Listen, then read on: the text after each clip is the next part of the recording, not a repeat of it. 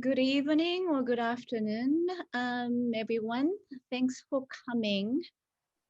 This is the very first attempt of a series that we are hoping to launch, which is to sort of discuss wider aspects of the martial arts that we do. So the idea is that I think many of us came to the practice of Ryushin Shochiryu also interested in the wider, like, intellectual, historical, cultural, philosophical elements of the martial arts. And this is an attempt to create a space for us to come together and talk about the, things that are there, but not necessarily in the practice space. So, and luckily for us, we don't actually have to go too far to look for specialists in many other elements of the martial arts. We'll start with our own Phil Sensei to talk about Yabusame today as our first topic. But before we go on to the Yabusame discussion, just a bit of a housekeeping. We will talk to Phil Sensei with some images to get it going. But if you have any questions, please post them on chat, or we would have time for more free-for questions and answers, discussions, and so forth at the end. So we can go either way. And this session is recorded, so just so that you're aware. Are there any other housekeeping issues, Mitch, before we move ahead? I guess not. So no, we're all good. We're all good. Okay. We're good to go. All right, it's good. Kenny is gonna drive the slides. All right. Well, let us begin. I don't know how many of you have seen Yabusame either in footage or YouTube and so forth. But it is the horseback archery. So the archers mount on horsebacks, they shoot arrows at targets. And because of that, it was adopted by samurai as part of their martial arts practice. However, the origin of it was actually a bit more ritual. It was a form of prayer because the ancient Japanese thought that the sound of the arrow shooting through the air would chase the evil spirits away. So it very much started as the religious ritual performed by the aristocrats. So that the first performance recorded predates way before the time of samurai. And the first reference to it appears in as early as around 550 AD by an emperor. And apparently, again, he sort of dedicated the shooting arrow as a performance to the gods. And the first performance actually, not reference to it, but actually recorded in writing was year 1096. So it's old. And next slide, please. And one more. So, but because of the physical aspects, right, and the skills necessary to ride horses at the same time shooting an arrow or arrows, it was very much adopted by samurai when they emerged. But that was not until about, 900, 10th century, and samurai emerged as security agents for the aristocrats. I'm just going back to this just to put in the context of how amazing that we have Phil Sensei who have done this Asian form with us.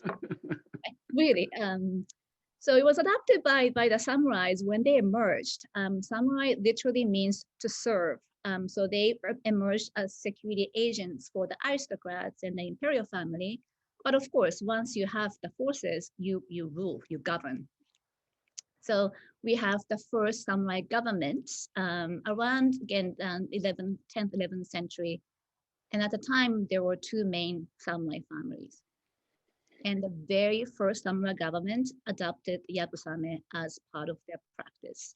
And that's where we only have two schools of Yabusame, Takeda and Ogasawara.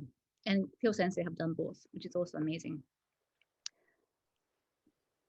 So those, and it's also interesting that in Yabusame, there are only two schools. Some records show that there was a third school, but that disappeared. And even to date, what happened to the? Do you still see the slides? Because Bring the slides back, Kenny. Yeah, thanks. So where was I? Right, so it goes back to the very first samurai government, where you begin to see these two styles of the archery. And even today, from 11th century all the way to the modern day, there are only two styles of Yabusame, Takeda and Ogasawara. And compare that at the end of the samurai period, which is like 19th century, there were 200 kenjutsu, the sword schools. So compare that to the only two that we have, Yabusame has been very much guarded art, so to speak. Right.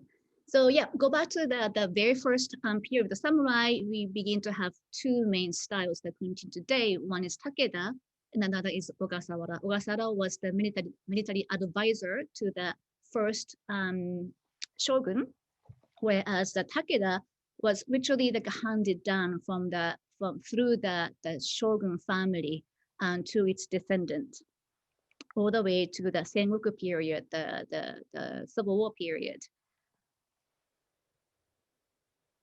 It was handed down so the Takeda style was handed down to the descendants of the first shogun, the Minamoto family, and one of the most famous warlords of this clan is the Takeda Shingen.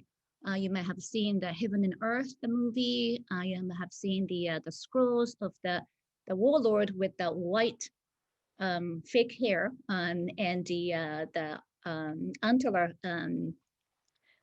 boned helmet, and that's what you have on the picture. So it was handed down through the Takeda family until the end of the Sengoku period. We have now we're going to wrap this up really quick, okay? Promise. At the end of Sengoku period, the secret of the Takeda style was handed down to the lord of the Kumamoto. Can you scroll down the slide a little bit? Kumamoto region, which is in the Kyushu region, and that's where the headquarters is. Although the style itself is also practiced in Kamakura outside Tokyo, and I believe that's where Phil Sensei practiced the Takeda style with the Takeda soke. Ogasawara, on the other hand, I'm sorry, can you go back to the previous one? I didn't quite finish the Ogasawara. Ogasawara is interesting in that it was handed through only one family. There was no handed over from one family to another within the larger the clan, but it was handed down through only one family, and especially from father to the eldest son. And there was no scroll, there was no writing. It was a secret techniques handed down orally from father to son, and that continues to date. And there are slight variations in the two styles. We can now go to the next slide between Takeda and Ogasawara. Takeda is more combat style, and they sort of really pride themselves on just being able to ride untrained horses or being able to ride in any conditions on sandy beach or whatnot.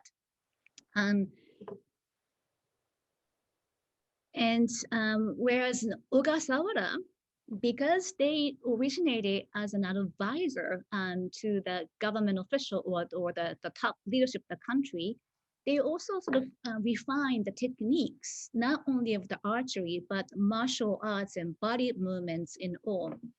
So Ogasawara's style today includes not only the Yabusame and the horse riding skills, but every movement of the body and mind.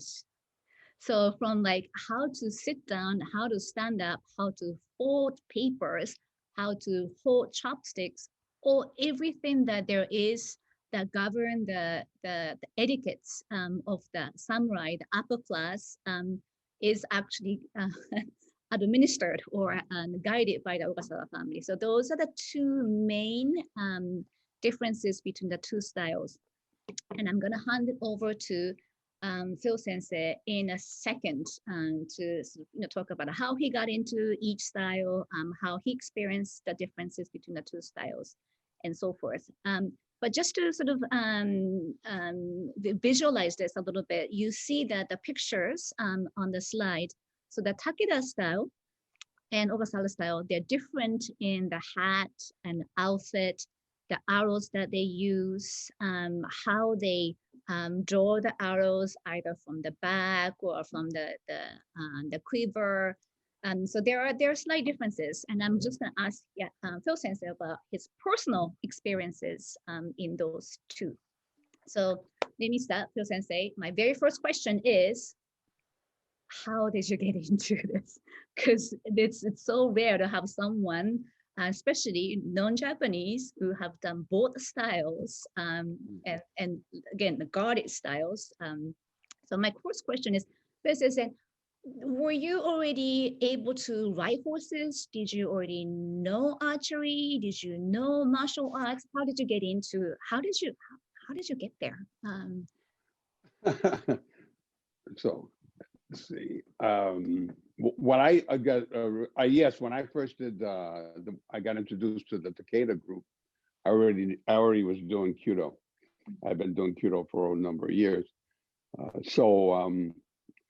It was actually, this all came about, one of my Kudo brothers, Yab Kopadryer, said to me, we was have lunch together at, we were up in Kamakura, a Tibetan Buddhist center, where we would have these, with our teacher, which Kanjiro Shibata, practices, annually. So he was, so Yap was talking to me, he said, Phil, I want to do a horse archery festival. I long to do this, so on and so forth. I said, great, I'm with you, I support you in this. And as it turned out, there was a young woman, Misa Soroyoshi, who lived not too far from Chicago, and she went to Chicago, and she was part of the Takeda group in Japan. And she had told me her story real quick. I'll say it really fast. She had, in college in Japan, was in the equestrian team, and when she graduated, she didn't. She said to me, it was expensive to become to do equestrian and in Japan, and to own a horse, and highly expensive. So she found out about the Takeda group. So she joined the Takeda group, thinking she's going to ride horses, but she had to learn how to do Yabusame. They call it Kyubado, is what Takeda people refer to it. Yabusame is one of the practices they do, and Kasagake is another practice that they do. But they refer to it as,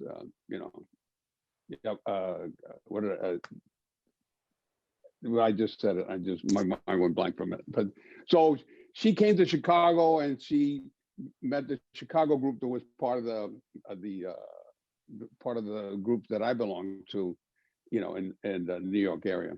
And so like that. But I did have some horsemanship skills. As a boy, I grew up, I'm of a certain age, so I grew up with a lot of Western films.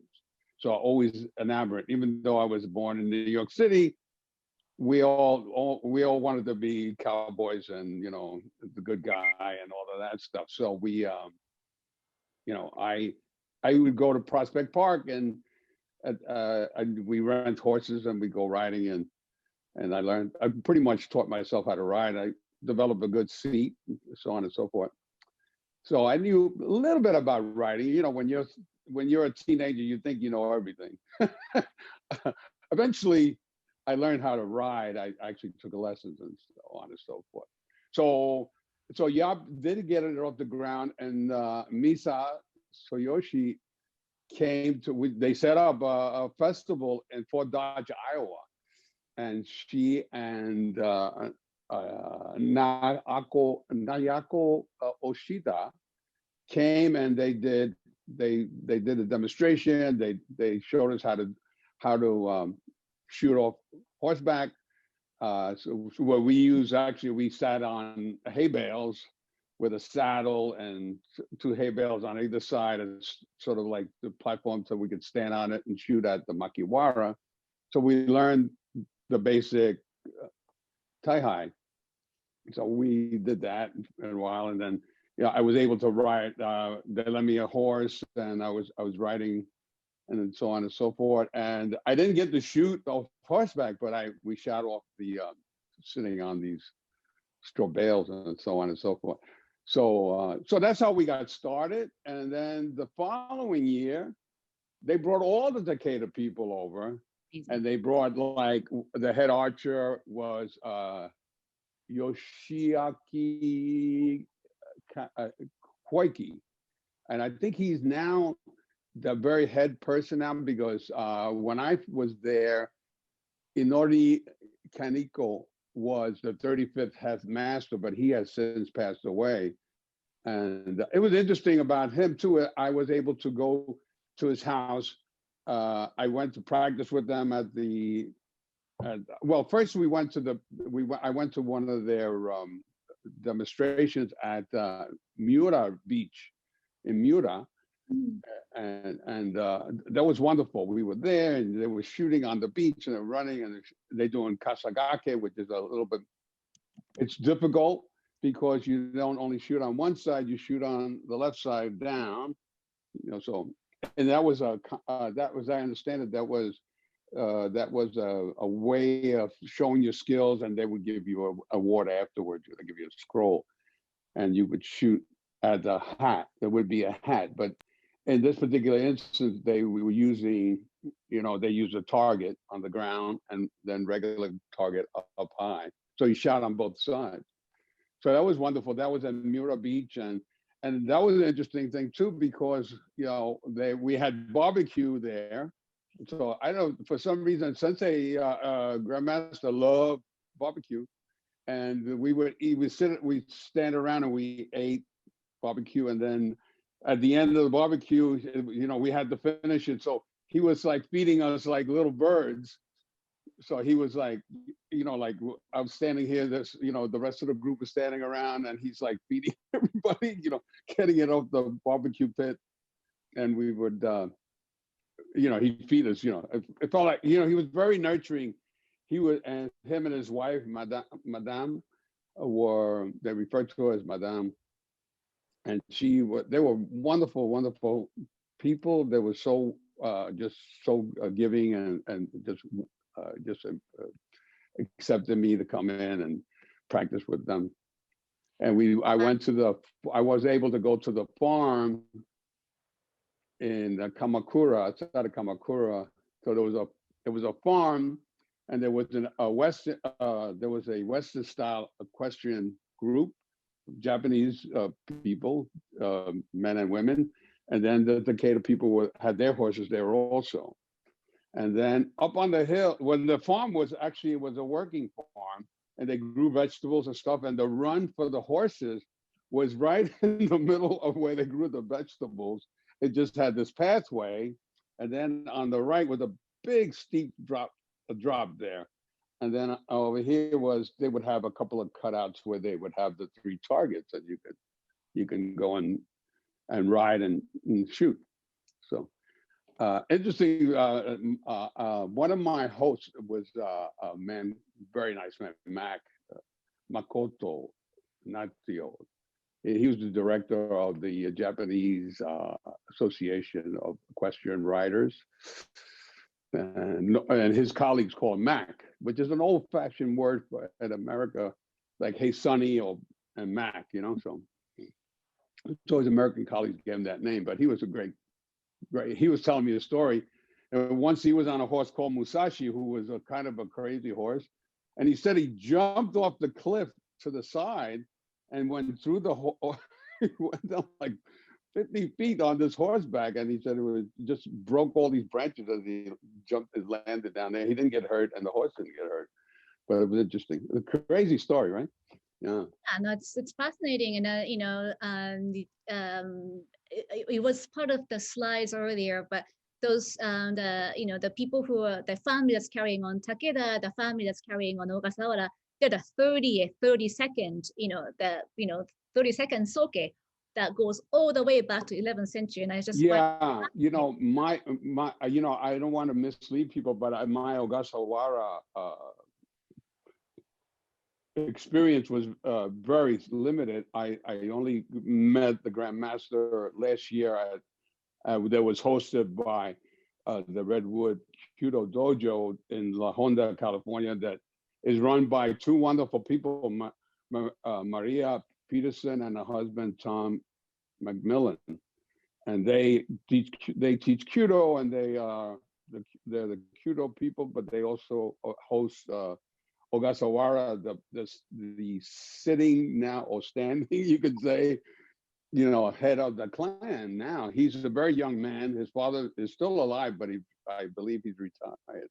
Yeah. So I was able to go to the workshop with them. So because I got invited by my friend and senior teacher to me, Rick Beal, got me an invitation to go. And my sister-in-law lives in Santa Cruz, which is only a short distance from their dojo. And so I was able to attend. So, I stayed at my sister-in-law's and I went over there. And it's a wonderful dojo. They have a beautiful asuchi, and I got to meet the sensei, and we did like incredible stuff. It was a lot different. As you mentioned before, it's a lot about etiquette with the Ogasawara people. I mean, it is about etiquette, and even Shibata Sensei would talk about good manners all the time. Kudo is a way of polishing one's heart and mind. How do you conduct yourself in the world, and how do you treat other people? And I think that also translated in the Takeda group, definitely, they were also very much about good manners and accepting people on all different levels. Yeah. But again, so the Ogasawara clan, I met him last year. I think it was over a year and a half now. And I went to the workshop, and one day was etiquette, and one day was and etiquette entailed being able to make how to fold paper and make a nice gift for money. Please, from slide 45. What? Can you hear me? Yeah, no, we also have some images. Yeah, so 40 in the papers, right? Not that one, Kenny. Slide 45.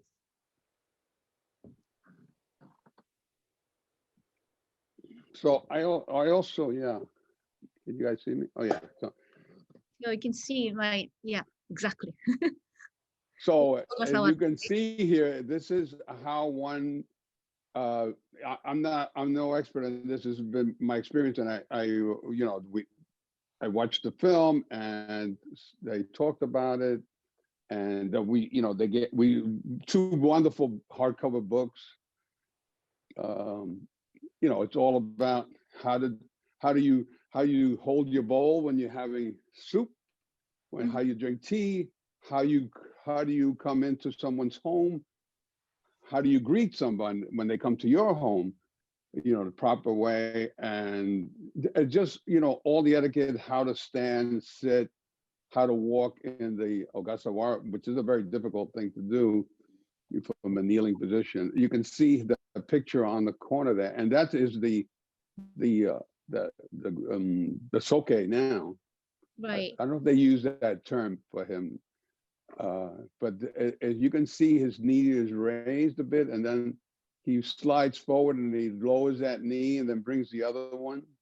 And that's a very difficult technique to do, and it's very smooth and very difficult. He's upright, and it's a wonder to see. It's such a concentration, right? Because there's supposed to be no wasted movement. Everything has to be smooth and beautiful at the same time, efficient. Yeah, everything is seamless. I'm no expert on this, but I do know enough about Japanese culture to see where the influences lie now. I mean, as I understand it, what Japanese people do today and how they behave and how they enter a room and how they step in with their left foot first, or they put on the hakama on with the left foot first, or put on the tabi, the left foot first. All these little things that they do, they're not little. All these common day gestures, I'd say, are based on Ogasawara's teachings. They taught the people ahead of the government at the time.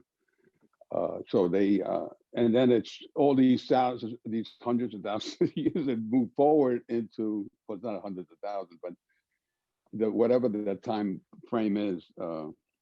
Yeah, people today are definitely, are influenced and are doing things. If you ask the average Japanese why they do certain things, they just say, I don't know. That's the way I was taught. That's the way I learned it. That's what I do.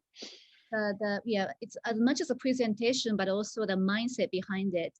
Absolutely, absolutely. I want to go back to the physical aspect. Can you pull up the slides 13 to 14? It's about, I want to go back to the riding part, because Sensei, you said that you learned how to ride horses in the US and the Western style. Then you sort of started taking lessons. What was the difference? Was there a major difference between the Western style and this Yabusame? Well, as you can see here in this photograph, he's getting on the right side of the horse, and in the West, from all of Europe to Canada, United States, Mexico, and Spain, whatever it may be, we get on the left side. And the reason for that being is that they're wearing a tachi. So it's easier to swing your leg over when the tachi is controlled by this side. So you step on the right leg and bring your left leg over, and then the difference in actual shooting is that you hover over the saddle. So in this picture, I may mention this once before when I saw this photo. If you can see the man on the where he's pulling on this cord. This is a very guarded secret. I'm surprised that they put this photograph. I have a girth here, and you pull that girth through the saddle, and that's a very guarded secret. As I said, it's how to tighten the cinch on the horse without getting off the horse. And that is very much like I said, a guarded secret. And they have a certain knot that I didn't learn how to do any of this, but I got on the horse and the saddle was already set up for me. And but this is one of their secret techniques, and you can see they wear these little boots. Yeah, they look like little elf boots. Yeah. So they have it has a seam down from the top, from the throat of the shoe down to the tip of the toe, and that protects it against the boomy. So I have a set of boomies here. Can you? Oh, am I on camera or no? Yes, you are. We can see you. That's metal, right? Yeah, this one is a metal. Can you put me on screen, Kenny? Yeah, we can see you. So these are a steel. And this is like a bronze, a mix of bronze and iron, from the Iron Age. And you can see this very lethal looking thing in the front. So apparently when the footmen would get close to them, or even another horseman, they could strike with this this axe. It looks like an axe, So, and they're quite heavy. They're quite heavy. And I have a few pieces from. This comes with this is the strap that goes on it. This one's a little damaged, so I had to put a little bit of a fix-it on it. So this covers the metal thing, this little gate. Yeah. And this is quite fancy. This is lacquered, gold lacquer on red lacquer, and it's leather. Yeah, and so and then this is the girth, and you can see this girth is quite fancy. It has that's beautiful design on it, And then this part, this is not the actual saddle. The saddle is made out of wood, and it comes in a number of pieces tied together by cords. And that's a way of adjusting it for the horse's back. Mm-hmm. And then this pad goes on top of that wooden saddle. This is quite old, and so it's not much of a cushion, but it's leather again. It's kind of it's a gold of lacquer and red lacquer, and it's leather. And that would sit on the wooden saddle. That's really pretty. Well, let's look at some of the images of the Takeda, sort of the gear, the outfit. Can you go back to slides and just one by one from 15 to 28? And Phil Sensei, whatever you notice or you want to comment on, just comment. That's the, wow. So all these Takeda people, you can see the tombo on his right. Takeda's outfit has this one side is all black, and then I have the golden. Yeah, but that's for special occasions. When they practice, they wear a more elaborate ones, kind of like the ones that you see the Ogasawara people wear all the time. They could be a little bit fancier.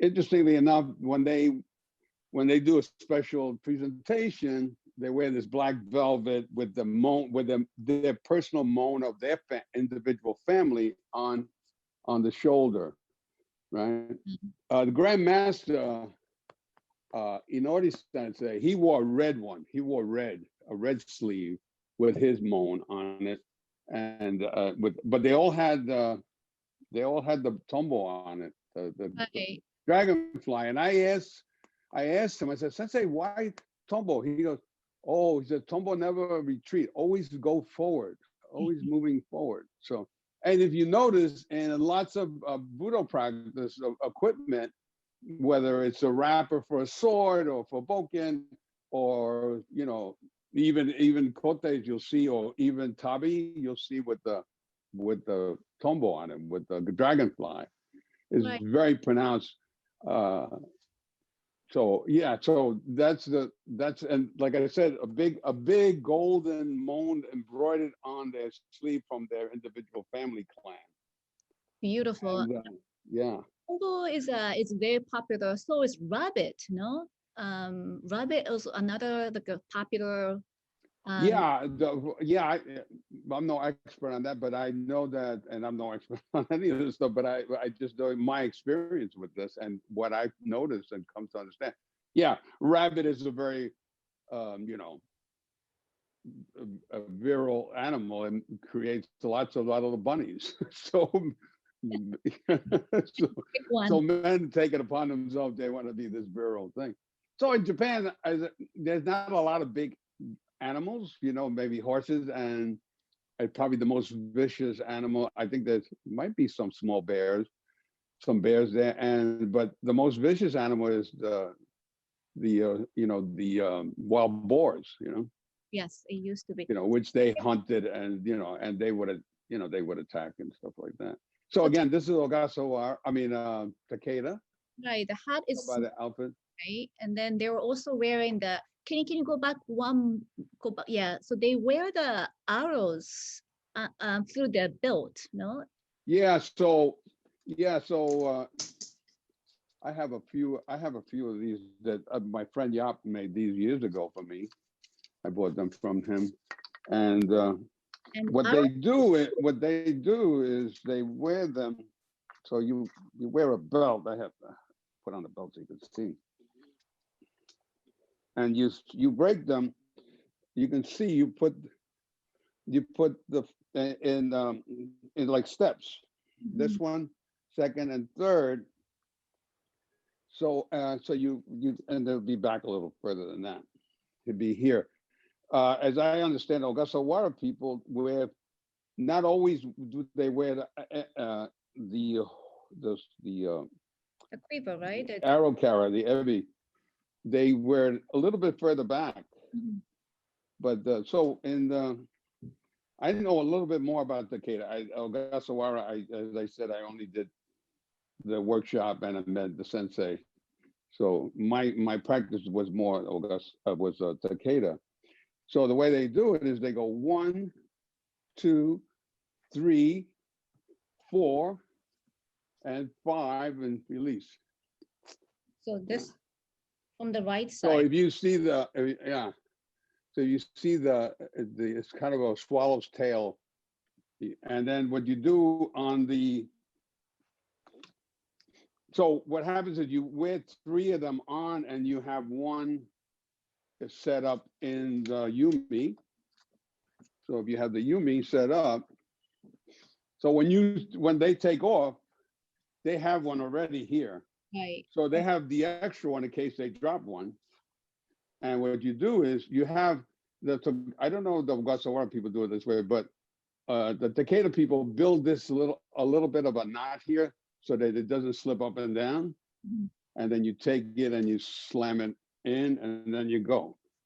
So, and the other difference between Ogasawara and Takeda is that Ogasawara does shomen straight in front this way, and the Takeda people do shaman from the side.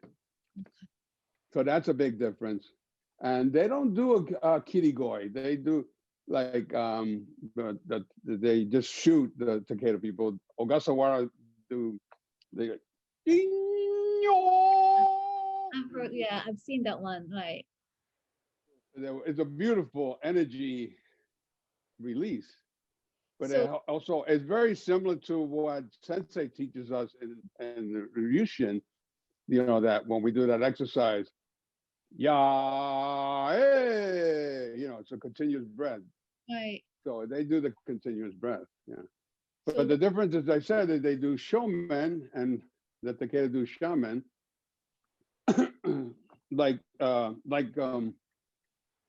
the system that I first actually learned, my first teacher was here in New York, and he taught at the Buddhist church on 106 Riverside, and he taught us Federation style with shomen. And then later on, years later, you know, he passed away, and then years later, I found Tabata Sensei, and the Hekiryu Bishu Chikurinha, which is in shaman on the side, you know. So and that's a much shorter, and that doesn't go up as high. It's, you know, quick. Cool. Okay. Let's just see some of the images too. Yeah. Keep going. Yeah. So Sensei, whenever you see interesting images, just make comments. These are This is the head archer, and I think he's the head now of the school. His name is Yoshiaki Koiki, and he was the head archer way back then when I was there, and I think now he might be taking a hold of the whole reins. You know, I think he's in charge of everything. right. I know that Kaneko Sensei had a son, but I don't know if and I've lost contact with them a little bit. So Did I get that right? That the bow is made of bamboo? the bow? Yeah. Yeah, the bow is made of, yes, all the bows are made of bamboo. I don't know, So those markings on the yumi, Mhm. those bamboos have very much significance in why there are certain wrappings like that. It also makes the bow stronger in terms of the not separating, and also so here you'll see two different styles. The person on with the orange sleeve is, I believe, is Ogasawara, and you can see he has his arrows in a case. That's Ogasawara, right? Yeah, that's Ogasawara. But sometimes they don't always wear that case. In practice, they will thread it through a belt. But Right. if you notice, it's a little further back on them, Mhm. you know. And And so, sometimes I've seen them pull it straight up and back, and then sometimes the same way like the Takeda people, they'll go forward, forward, forward, and out, you know. and So Sensei, I've seen it both ways, but again, I wouldn't swear to. I'm no expert on Ogasawara and Takeda. I know a lot better, but I was happy to do the Ogasawara. It was wonderful. You know, we didn't go on horse. We went what they call a makuba, a wooden horse. You know, that at the Redwood Dojo in La Honda. It is a beautiful dojo. You want to see a thing of exquisiteness. It's that dojo. It's like beautiful. It's like pristine. The floor is gorgeous. Everything is just wonderful, wonderful. And they have the asuchi is very nice. And then they have in the dojo they have this they have the wooden horse. I don't think they keep it inside all the time, but I guess in the bad weather they do. Excuse me. image of that one too. But then we will move to Ogasawara in a second. But I also realized, can you go back Well, to the these are Ogasawara people. yeah? Can you go? No, not the one. The one we just Now, went. if you look before you move that one, Yeah, this one. go back again. Go back. You see that orange, white, yellow, and blue. That is the how you control the horse. And what they do is they iron it in different like accordion. So when they release it, it opens up like that so that the horse doesn't get any cues on his neck. Right. So a lot of horse, there's two ways of cueing a horse, in the mouth or on the neck. So horses are very sensitive. They work off of pressure.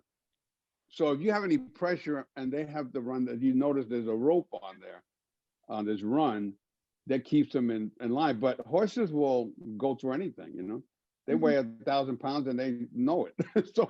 So if you notice that once he releases it, it opens up and it's very light and it doesn't make any contact on his neck. So it doesn't tell him to go right or left, you know. So you control pretty much the horse with your mind and your ability to stay stable. And the other thing is that you learn how to ride, which is very difficult, is to hover on the saddle. So you're not going up and down, bouncing, or even going with it this way. You're kind of just letting the horse move here and you're kind of hovering over it. You have to have a great amount of great legs to do it. Which is different from But like, you know, we used to go to the same stable up in the Bronx and Western, we did English and Western. yeah, it's very different from like, moving the horse with the reins, right? It's a different concept. And I was also watching the video that Mitch shared, and we also share with everyone how the Ogasawara styles training of standing up, the one that you were commenting on earlier, how it's so difficult to stand up and sit down. That's also the way to develop your inner muscle on thighs, and that. Yeah, so we actually, that was one of the things we did do at the workshop at the Redwood Dojo. He does, it's very similar to a Qigong kind of practice that I've done. And you kind of get here and then you go up and then you release and you're sitting in a horse stance. You're here, go up, and then as though you're shooting. And you're here, your hands are here, and then up, and then up. and you're sitting in this horse stance. So it's develop the legs, get them stronger, so that you, when you are riding, you're not doing this, you know. Right. You're there, the horse is moving, but you're standing there and you're able to shoot. And Ogasawara, like that. And Takeda, it's forward and shoot. And yeah, and then like in Kudo, we you know, it takes a long time, but it takes a good 10 years to learn how to shoot the yumi, where it will turn in your hand. Oh, yeah. And then when you're shooting on horseback, you don't want it to turn. So you don't want it to do this, right? Because then you have to turn it around and go. You know, you shoot it this way, then the next one, the next one. And today's horses are very fast. So like the horses of the old, they were smaller and not as fast. But now, those horses don't exist. So most of the horses they use now, you know, are from your Western horses from, you know, and you don't want an Arabian, because those are really fast. They're really what they refer to as a hot horse, right? So yeah. So the horse, it's even harder now for them, because the horses, if you watch some of the Yabusame people, and in both styles, those horses are running full out. Boom! They're like, you know, and they got to shoot it and get that next one out. Yeah, I've seen a couple of them for real, and they're fast. We'll the video toward the end, so that you know everyone can get to see like what it's like to actually witness it. Let's Kenny, let's pull back see some more images, just so you know, just so that we have a bit of the visual as well. Yeah, so I know that there's a number of different hats. Oh, there's yeah. So this is the etiquette. This is the etiquette part of the Ogasawara. I believe that's his mother in this particular shot. Yeah. So can you go to maybe 24 and then start running the images? Cool. Thank you. So this is Koiki Sensei, or Koiki. I don't know if he's a grandmaster. He's okay now, but. beautiful. And what he's doing there, he's looking through his fan to the ribs, and to see, looking at the winner of the contest.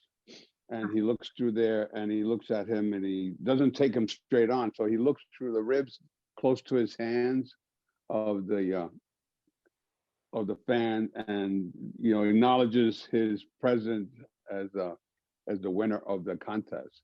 And then he'll give him you know, a gift, you know, like an honorary, you know, to a writing of some sort of, you know, like saying you're, you know, on this date, you completed the, you know, the kasagake. Usually it's done with kasagake. But anyway, that's and that's also Takeda. So that's a different hat, and it's a kind of a. So they have a number of hats. This hat that I have here. Let me see. I'll put one on. This is a practice hat. Right. So this is a little practice hat. Right. And this is not as fancy as that one. That's a lot fancier. Yeah, beautiful. It's beautiful. It's beautiful though. And yeah, we'll come back to that once we get to Ogasawara images. But the arrowhead's also different. Not the Takeda has the round, big. Yeah. So the Takeda they have these round bulbs, and the Takeda also has the round bulb, but it has like a sort of a one of these arrowheads where it's like a cutter, and it would be inside of this one. So it looks something like that. I'm cheating this because I don't have one like that, but there's that arrowhead. So I have a bunch of these arrowheads here. These are reproductions of famous arrowheads that they used. Some of these fork types were used for cutting ropes and cutting somebody in the neck, cutting off their head, they would say. I don't know how true that was, but anyways, I have those. Right. And this is, Pretty. so this is all Takeda people. And he has a little demon on his hat up there. Uh-huh. So that's to ward off the other demon. And this is the current grandmaster. He's really, really young in this. This is an old photograph. Yeah. Wow. So you can see his kote is a fancy print, and his hat is a little bit different, sort of more like a shape of the cowboy hat in a way, you know, point coming to a front. Yeah, that's Ogasawara. I don't remember his first name, but he is the current grandmaster, and that's him again, I believe. Yeah, I think so. Maybe yes, maybe no. Yeah, he's quite the person there. And there's a guy's head over there. And this moan they just showed, that guy, it looked like somebody cut off his head. That's pretty funny. That's a funny picture. All right, well, let's run through some of the Ogasawara images and then we'll take some questions. Can you go through to the Ogasawara that's 29 onward? So, and I have a set of gauntlets. I have this. Oh, can I see? Can you put me on the camera? Oh, yes, I can see that. So, I have a set of gauntlets. These are official Takeda style, and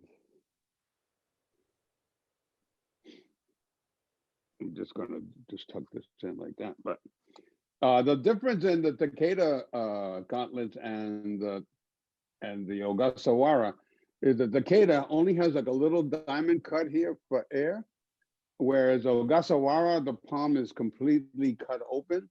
It's completely open and it's held together by laces around, and it's like that. But pretty much the rest of it is pretty much the same. It's they're deer skin and they're smoked, right? Okay. All right. Now, when they practice, they don't always use their good gloves because these gloves are very expensive. Can imagine. I got this a number of years ago, and they were quite expensive then. I can't imagine what they go for now. But and you have two of those, you know, one for the right hand and the left hand, as opposed to regular Kudo glove, which is quite a different animal. So my teacher taught me, because Shibata Sensei taught me this way of taking off the glove. You take the himo and you put it on here, so you pull it off. But this is this glove is a regular Kudo glove, and this is yonkake. This is 4-finger glove, and then a thumb guard. And so this glove is what they use for Kudo. One of the main ones that they use for Kudo, and this doesn't really fit me, so I shouldn't strain putting it on. But this one is lacquered and silk lined here, and the moan of the family's moan on it. And this is a beautiful glove. I bought this at a sword show years and years ago. I don't believe it was. I don't remember. It wasn't in San Francisco sword show. The boomies I got in the San Francisco sword show.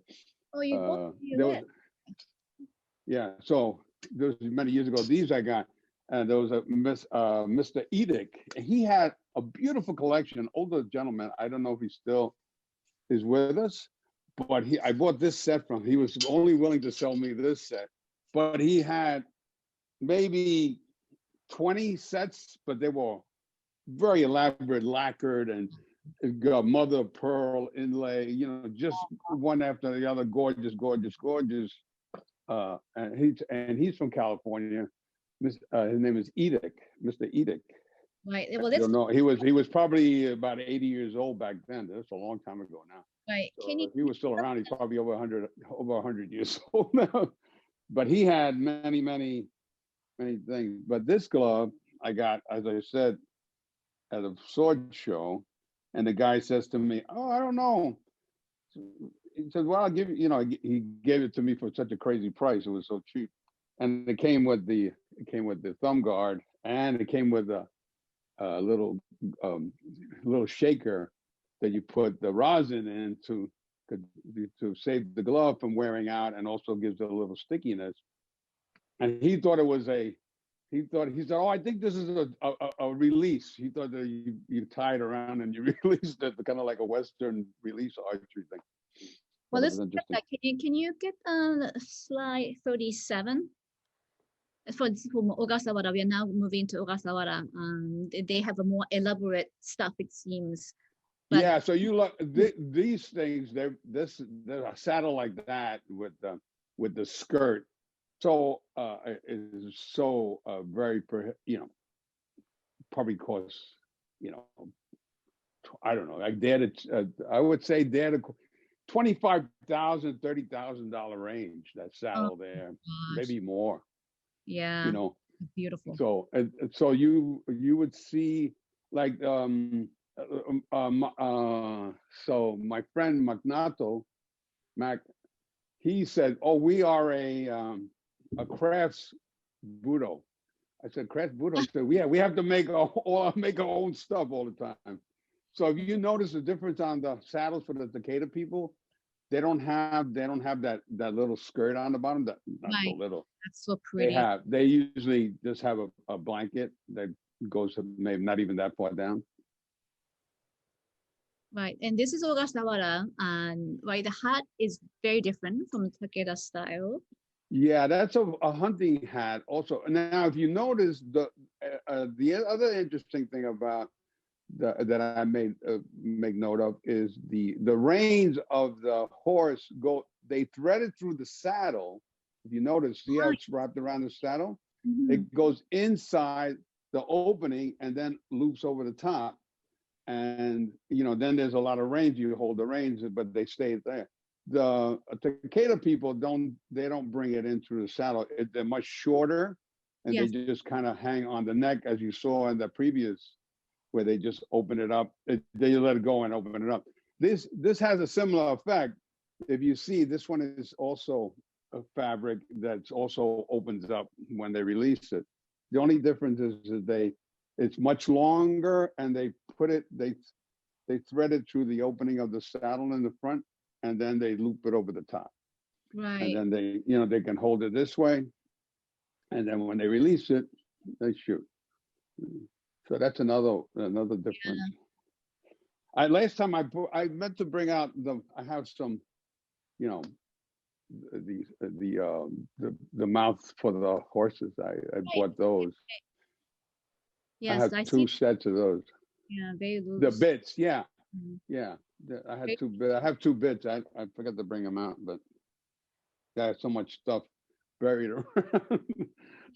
I get excited because I don't get a chance to show this stuff off. This is really fascinating, really, and these are beautiful. So this is interesting. This is up in North Japan, but here you can see there's this is a demonstration in, looks like to be Australia.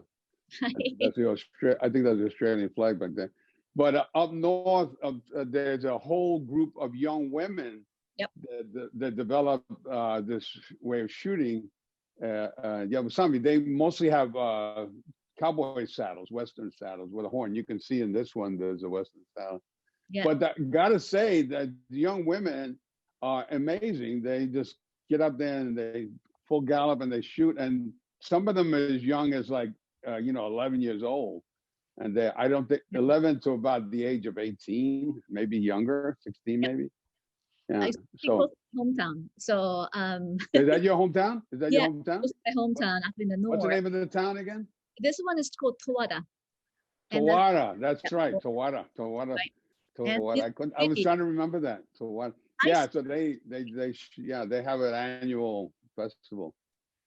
Oh my God, this is so beautiful. Yeah, so you can see the quivers, right? That's different from the Takeda style of like putting it Yeah, in. no, I don't know. See, this, I'm not sure if this is Takeda people. This might be a different people.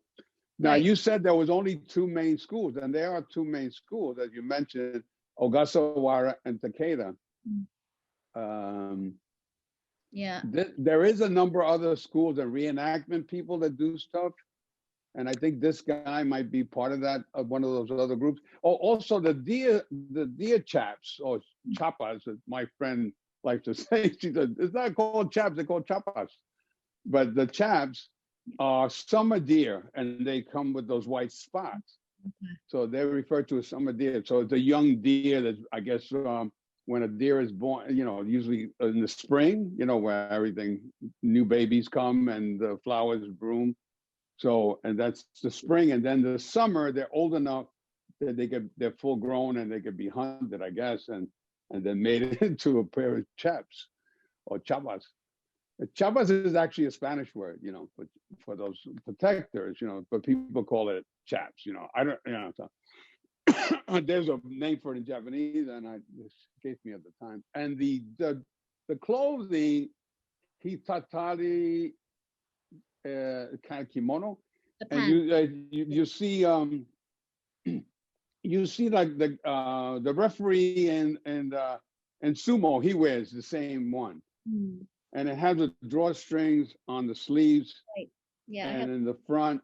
Yeah. So the difference between I'll make this point quick, is the difference between the two schools is the Takeda people don't pull the string closed on the right hand.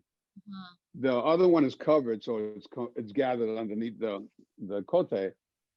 But this one, they have a way, when they start riding and they're going to shoot, they open their arm up and let it slide down, and then they put it in and then they shoot. Right. Whereas Ogasawara, they pull it tight. They just shoot.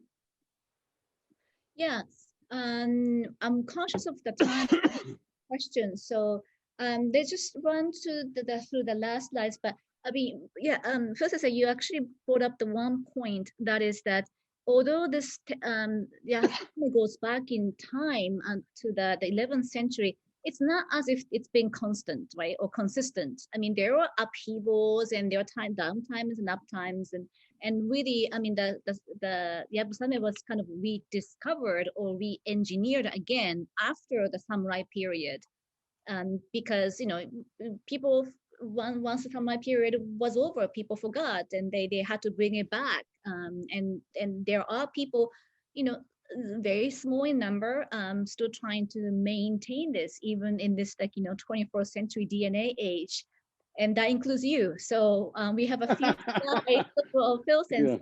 Yeah. Can you go to 53 and just run through the slides of Phil Sensei practicing, and then I have one. Oh no.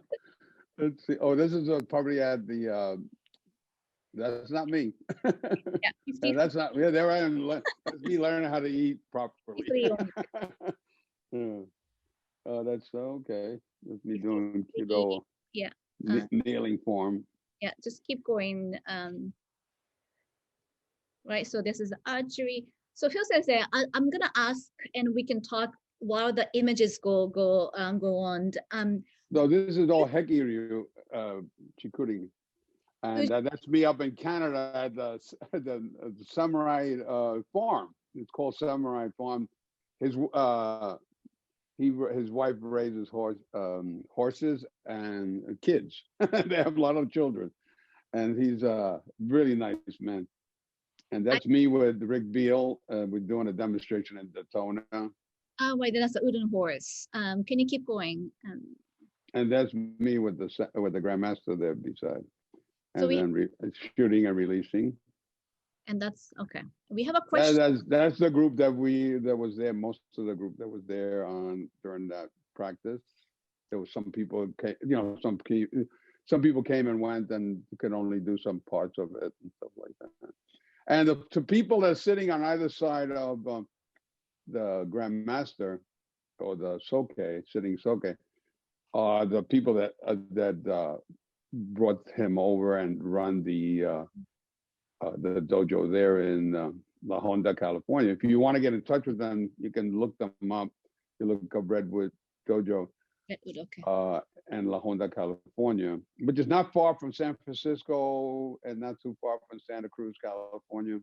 So they say Northern California, but it's almost kind of central California, but I'm not going to dispute it. So anyway, I'm not a California resident, so I'm not going to make a stink out of it.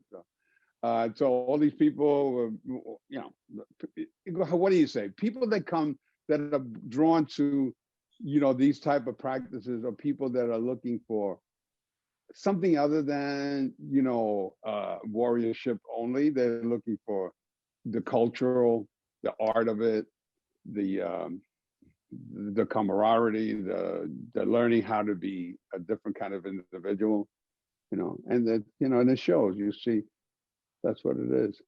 And as I said, I can't sing the praises enough for Maria Peterson and Tim McMillan. You know, that they were wonderful enough to bring him a number of times to the U.S. and host him, and it gave us opportunity to study, you know, to learn the Ogasawara method, which is a different animal than the Kata in terms of, you know, etiquette and stuff like that. Just more so about that. And then they also do standing Kudo in Ogasawara, which is interesting. We got to shoot, and they taught us a way of walking and being staggered, so we wouldn't be on the same line. Would be, you know, starting from the left side would be a little bit more forward in the second, third, like that, and then we would shoot at the makiwara, not makiwara, at the sushi. Right. You know, and there's a beautiful dojo. As I said, it has. They spared no expense. You know, they have these wonderful sliding glass doors that open up. I can't imagine how much expensive those have been, but and then it opens up, and then they have the asuchi out there, and you can shoot.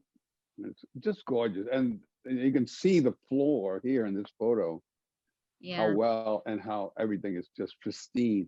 It's amazing. I would die, and I would kill to have those like that. Right. You know? Wow. Yes. Beautiful, so beautiful. Anyway. That wonderful. One of the questions that was posed, like how one would learn, you know, Yabusame in the U.S. And you say that there is the dojo in North California or Central California, Redwood. That might. Yeah. So that's the Ogasawara that's run by Maria Peterson and Tom McMillan. I don't know. You would have to contact them and see how they work it. You know, do you have to learn Kudo first, or do they? You know, can you just come and join and do the, you know, the Yabusame? Another question that I had: which is more difficult? Which should come first, writing or the Kudo? Writing. Writing. I mean, Kudo is difficult enough, but you can. You know, you can fake it a little bit. You can't fake riding a horse. Though you have to. So I remember being in Fort Dodge, Iowa, and I was overhearing a conversation, and they said, it's much easier to teach somebody who knows how to ride to shoot than it is to teach somebody to ride who knows how to shoot. Right. And it's absolutely true, because, you know, when you're on the horse, it's like, you know, first of all, you know, it's not like a car.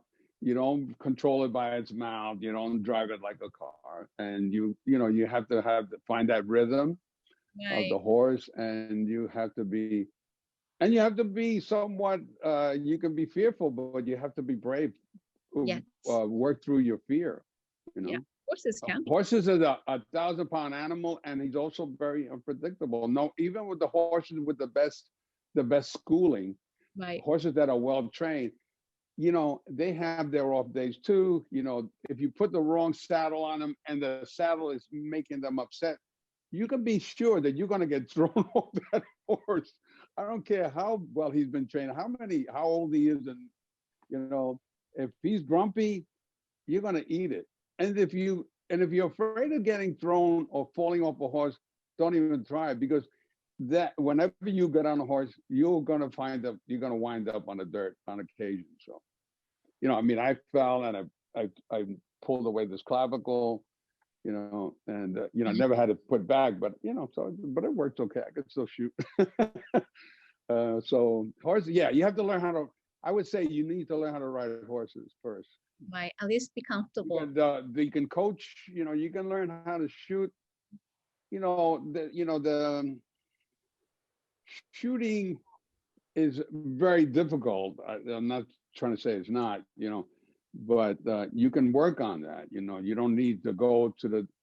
Misa was saying to me when she would practice, she would do an interesting thing. She was telling me back when she was back home with her family, and she lived in the next town over Missouri. What was the not far from Chicago, and she would take a big Swiss ball and put it on a picnic table, and set up a target, and she sit on the Swiss ball and shoot at the target. Right. And she would, she'd do a little bit of movement, and then she'd shoot. And that's how she practiced. You put a Swiss ball on top of a picnic table, you're up pretty high. It's probably the height. And if you're afraid of heights, you're not gonna do it. You're up on a horse, it's a big difference. You're up pretty high up. You remember, right? Yeah. I'm going to open up for the questions. Mitch, Kenny, do you hear any questions, or anyone wants to actually unmute and ask questions?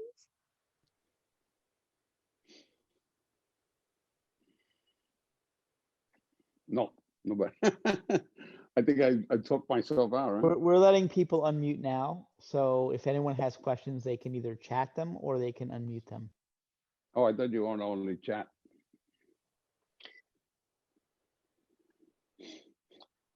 Hello, Sensei Ortiz. Yanesi here. Quick question for you. Thank you, first and foremost, for such a great, enlightening discussion this evening on a Friday night.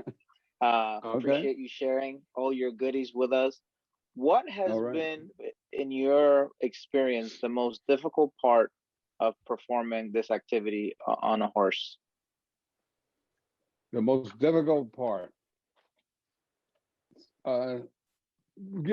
Becoming one with the horse, and that's kind of a interesting way of saying it, but being able to stay on the horse as you do the form, so, and keeping the horse on the path. Now, quite often you have these gates alongside, right?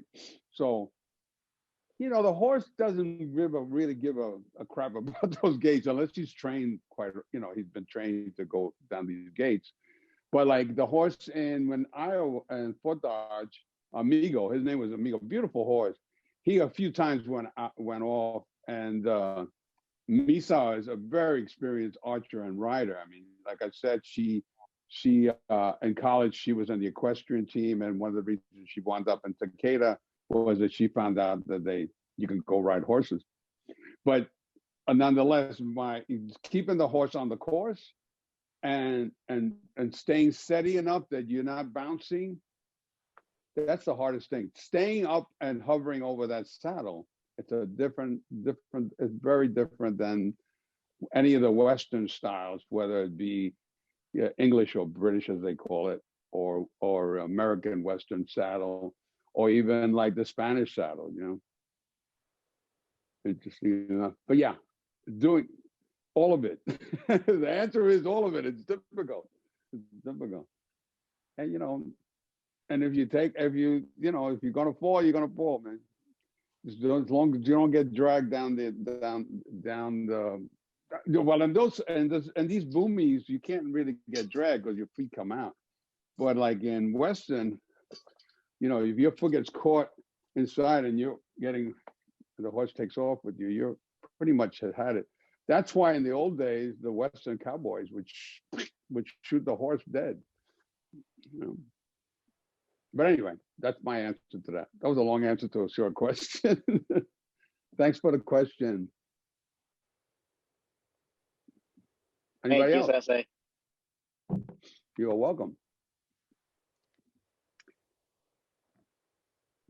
Okay, so there's one question from John. Thank you. How does the form change drawing the yumi on a horse versus being on the ground? Is it fundamentally the same? Absolutely not. No, it is the same in terms of mechanics, but not true. Well, it's a little bit different. In Kudo, it's a much slower process, you know. And in Yabusame, you don't have time to do that. So, or Kyudo. So you have to train yourself to be able to make this motion and lock it in one shot, right? Get it in there and shoot. As I said, it's the horses are much faster these days, so you don't have a lot of time. So yeah, so you draw the arrow, you put it in, and then you shoot, and then so the first one is pretty simple because you start out already knocked already. You're in there and you're set up. So when you're riding, you're already here, and then you have three arrows here. So you have that extra arrow in case.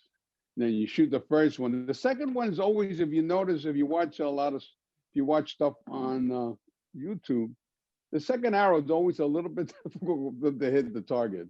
The second one. The third one, they've gotten the horse and they gotten the rhythm, and then the third one they usually can hit, you know. It's always interesting that you hear the crowd go, oh, you missed, you know. You think, well, you try it. It's not so easy. Yeah. So the difference is Kudo, no matter what style you do, shomen or shomen uchiyo or shaman, they're both slow, and they're all about centering oneself and developing a different center, getting in touch with your, I know this is going to be controversial, but getting in touch with your Aiki, your internal energy, shooting from the hara rather than just technique. So if you see a lot of people can shoot and they have good technique, but they don't shoot so much from the center, and you'll see them start to vibrate a lot. They don't, because they're using all muscle. If you move from your hara, you can hold that posture and shoot. That actually goes nicely to the question we just got from Hang. For someone who's new to Kudo, how much experience in riding and Kudo should one have before attempting Yabusame? Well, my advice would be to get as much time on a saddle as you can get. Learn how to ride first. And then and simultaneously learn how to shoot. Learn how to learn Kudo. So Kudo and Yabusame, they're not quite this. They're not. It's a different animal. It's a completely different animal. So you can, there's some basic fundamentals that you want to be able to, to open at the chest, open up the back, very similar to other Budo practices that we in our system, Sumi and I, and the Budo, we do. The style we do is all about opening and closing. So it is. You can learn how to shoot simultaneously. You want to be able to do both. You want to practice. When I went to Japan, we would shoot at the makiwara first, warm up, and then we go into the paddock, and ride the horses on the paddock, and then we go up to the run, and then we run and shoot. So you have to learn how to shoot properly and get an understanding of the mechanics of shooting. And then you kind of fall, if you do it properly and you enjoy it. Enjoying is not the word. You get caught involved with it, you fall in love with it. You know, it's a different.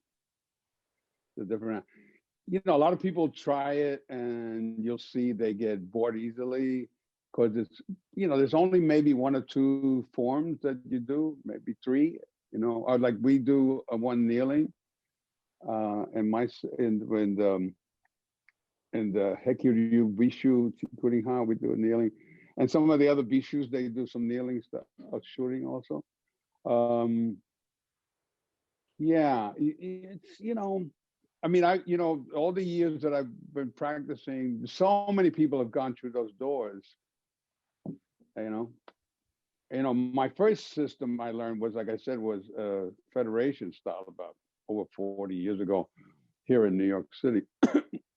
And even that back then, I remember people coming and, you know, you see them for a while. And then some people are so talented, they do it right away and they got a great form and they can shoot. And then you never see them again. Apparently something is missing from them. They're looking for whatever, but they don't. They say, oh, I've done this, been there kind of thing, you know. But, you know, that just a lot has to do with the way life is these days. People, everything is like quick, everything is sound bites, you know. You watch a movie, it's all chopped up, you see movement, blah, blah, blah, blah, you know. So that's what happens. So anyway, not to explain the world to you guys. I'm explaining the world. You know, to get to be a certain age, you start to be Mr. Philosopher. But anyway. Well, with Yeah, that, practice. How do you get to Carnegie Hall? are there any other immediate questions? If not, we'll probably just run like, 8-minute like a video clip on Yabusame as a way of like concluding this session and just call it, because it's been actually hour and a half. Oh, wait, there's a question coming in. Maybe part 2 in the near future. Yes, definitely. Yes. So yeah, before we sort of run the video, then call the day. Yes, I mean, well, so Phil Sensei, amazingly, is also a master of a shuriken, Jo. Both have very interesting history. Shurikens, in relation to ninja, and Jo in relation to monk warriors, and they're also like hidden histories of the martial arts, right? So we will definitely want to do those. And there are our partners who are I'm sure some of you actually on this call, who are doing other forms of martial arts, karate, naginata, and so forth. And we want to reach out to the partners and so make it like a series of conversations, salon conversations where, once in a while, Friday night also, we come with the drinks or teas, and then just talk about these things. It's just a friendly conversation among like-minded colleagues. How's that? With that, perhaps Thank you for hosting me and asking such interesting questions. You're not yet. Letting me talk about my experience with Yabusame, or Kyubado, as the Takeda people call it. I haven't written since I left California last year. I got a chance to ride again. I miss riding. Horses are great teachers. Horses are, when they kind of, I don't know, love is the right word, but when it's unconditional. You take care of them, they take care of you. They're great teachers. I remember when I was first learning how to ride, and I was like sliding off the horse, and the horse would get under me and pull me back on, even get back on. So they take care of you in a lot of ways. Good horses. Yeah, I think it's very humbling in that it just reminds us that it's just not only about techniques of the things that we do, but it's wider. It's a relation to the relationship to the cultures that we get involved in. When as a young man, I mean, I've been doing a lot of Budo since I'm 76 now, 76 years old.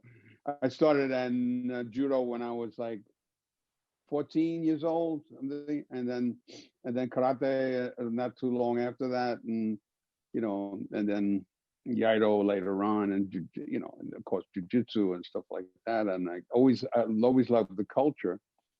And I always looked at the fighting aspect of it, but you get caught up in it, and there's so much to offer in the Japanese culture and Asian cultures. Your presentation of food, and the way people they put ink to paper, and how they move from the hara, and all these interesting ways of doing, the paintings and the poetry, the foods. So you get caught up in all of that. You fall in love with the culture. Me being a New Yorican kid from the inner city, New Yorican is Puerto Rican, born and raised in New York. And why I got involved in this culture, my first teacher, Otani Sensei, would say, oh, he believed in reincarnation. It's like, you must have been like Japanese in one of your lives, He said he would get mad at me. He said, "Why don't you learn how to speak Japanese? What's wrong with you?" I said, "Sensei, I have Spanish and English, and I'm barely struggling with those." And you speak to the horse, so it's a skill that not many of us have. All right, I mean, I'm conscious of time, But everything is the secret to any of this stuff is showing up. You have to show up for it. You show up for yourself. Don't let anything get in your way. I mean, of course, family is important, but you set a certain time out for yourself, for your practice. Your wife, your husband, your family will know that's why they love you, because you're that interesting person that they fell in love with, or they attracted to, or they care about, is what you bring to the table. If you give all of that up, then you're just like, Mr. Schmo. Anyway, that's my 2 cents on that. Thank you, Sensei. And you know what? We're not done with you. You still have to talk about shuriken. You still have to talk about Joe. So. Oh yeah, well, those are just, again, I can talk about my connections to them. I never called myself a master of any of those arts, and even though I've been doing the eye and all these arts for a long time, the longer I've been around them, the more I understand that there's a lot to be learned as time goes on. Yeah. So come and how they all connected to one another in similar ways. Right. I mean, a lot of people would probably think I'm a little bit crazy about that, but I do believe. I mean, I see the parallels between sword and Joe and Aikido and Aikijitsu and all these other arts, Shuriken Jitsu, all this stuff. Yeah, and I think that's the kind of conversation that we are craving for. So we'll definitely come back to you, and this is to be continued.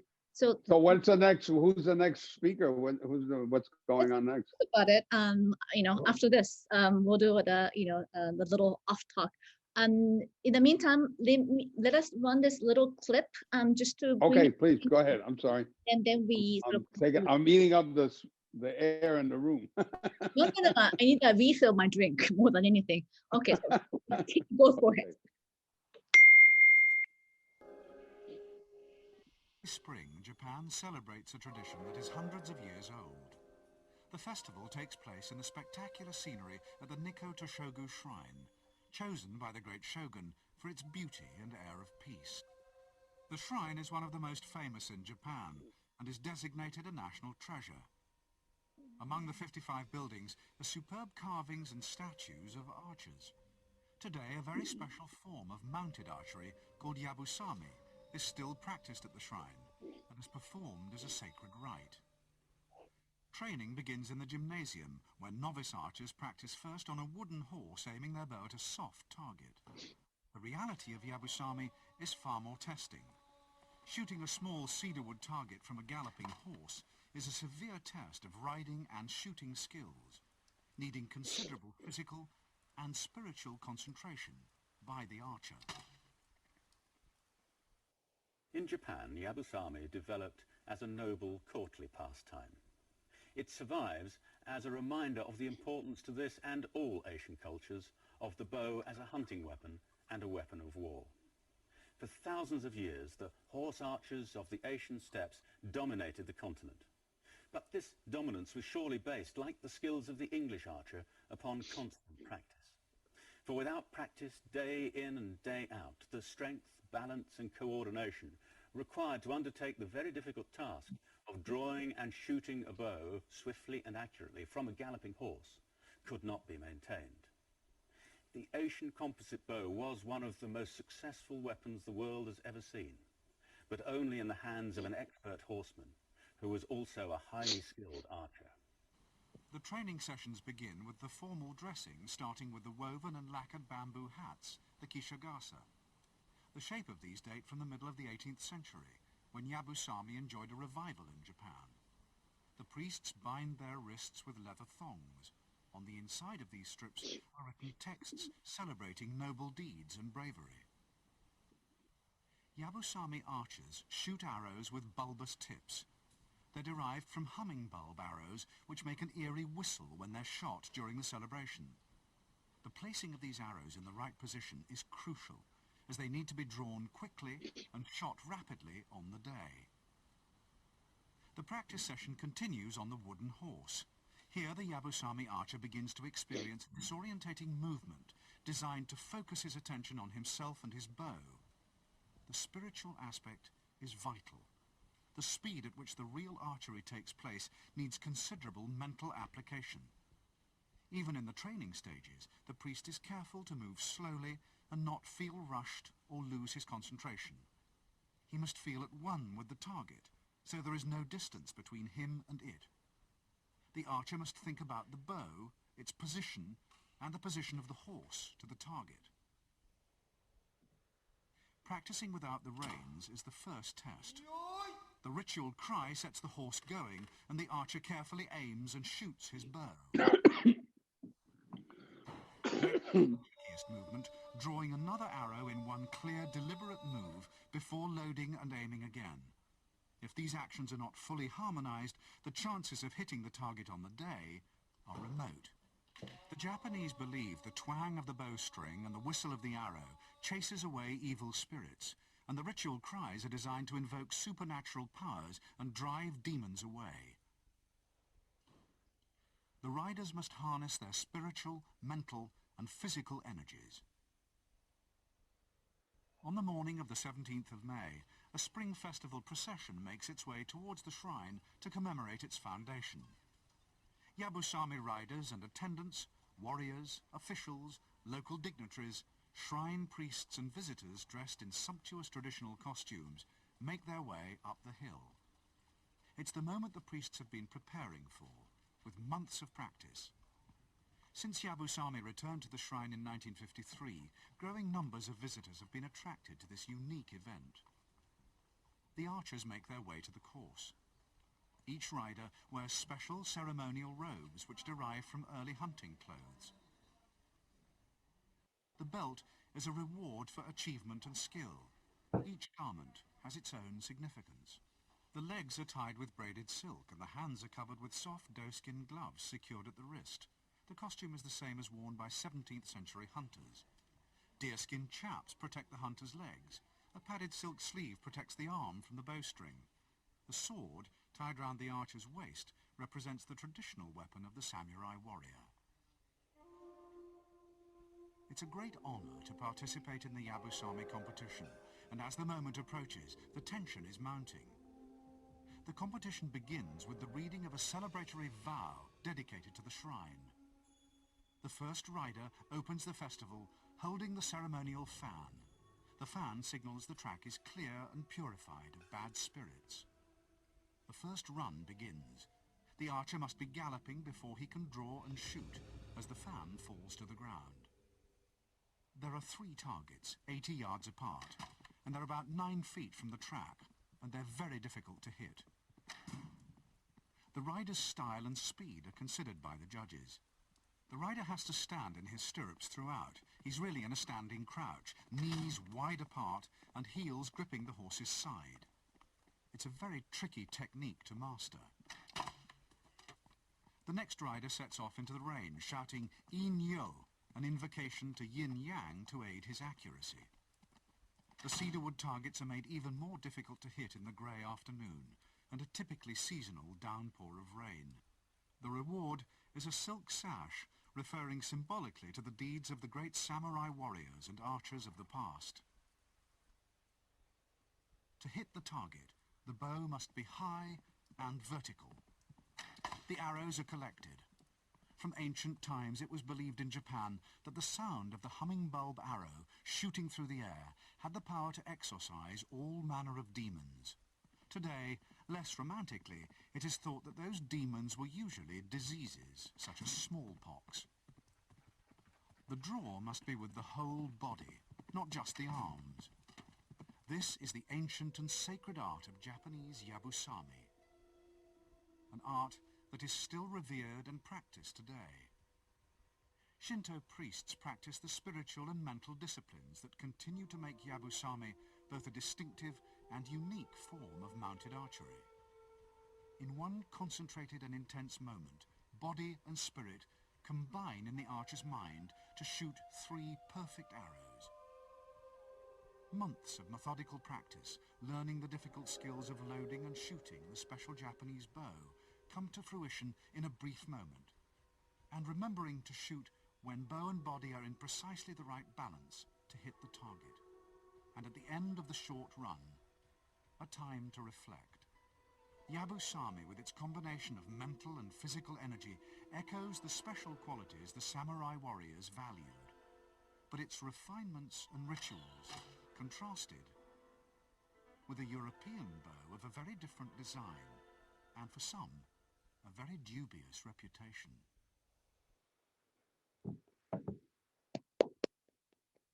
I think it's the captures everything that Phil Sensei, everything that you said and shown us today. Thank you so much. You're welcome. Thank you for having me. For joining. I just made one comment that we that was said in the beginning of about the differences between the two systems. Both schools say the same thing, that as one, no matter, you should be able to shoot from any horse. So they, whether it's trained or not. So the Ogasawara people say the same thing, you know. So I think there was a little bit of a different take on it there, but you know, as I understand it, yeah, you should be able, from any horse that's not trained, Ogasawara, Takeda, it happens. Anyway, just wanted to make that clarification. But my friends who are listening, all right, guys. Thank you again. Thank you, Sumi, for doing this. It's an interesting idea. I know this was your baby. You know? Well, I think there's already an interesting shuriken discussion. So we'll definitely, take that up for. Yeah. So I think Frank just made a comment. Frank from who's a new practitioner in Ryushin, and he and I met at one of the workshops in New Jersey a couple of years ago. But I had studied in Japan a number of times. I didn't practice enough, but there's a video of me shooting shurikens, and I was pretty good back when I was doing it. I need to practice more. It's difficult to have a place to practice, Anyway, we will see. Let's talk about it. I mean, I think there's also interesting twist about, again, the history ninja who was, a grassroots farmer, turned into multi-millionaire, so to speak, right? It wasn't. Yeah, but it's not only, I mean, as I understand, they give a lot of homage to the ninja, but it was a really, warrior's art. They carried a little pouch with a couple of shuriken. Shuriken means throwing the sword. So the original technique was you actually threw if he was close enough to you, you threw your long sword into his body. Yeah, and I think that the actual shuriken itself is actually like small sword form, rather Yeah, than it's like a dart. Yeah, yeah. movies, right? Right. Yeah, I think there's a lot to talk Yeah, about. the star one, that's also shuriken, but the original idea was to take, you're standing, you're in Jordan, and all of a sudden he's close enough, and you just toss your sword right into his chest. You Right. got to So make sure that that you get him. Otherwise, then you only have your short sword. But yeah, it's an interesting concept. Yeah. yeah, we'll do a little bit of research so that we can put that into context again. So again, Yeah. thank you so much. This was You're welcome. fun. Thank you for doing this. I think it's a great idea to have these discussions, and I know there'll be other people. And so people don't worry. I'm not going to be the only one coming on board talking about different Yeah, art. no, we will reach out to some of you on the call, so be aware. We'll come to you as well. Okay. But, okay, All right. thank you so much. Okay. It was a lot of fun. Thank And you for having me. I think that Mitch, so we have the patron concept. Hey guys, thank you guys for everyone for coming. Thank you for Phil Ortiz Sensei and Sumi Sensei for doing the interview. Thanks for Kenny and Ragathun for helping out with tech. We're having issues, and David Burnkoff for helping with the formatting. Kenny, you want to go to the last one? You can follow us on all these fun channels, and if you want to train with us, please consider supporting us and training with us online at patreon.com/nyba. Thank you so much, and we hope everyone has a great evening. And we're looking forward to the next one. And we're hoping to do more and more of these. So stay tuned, guys. Cheers.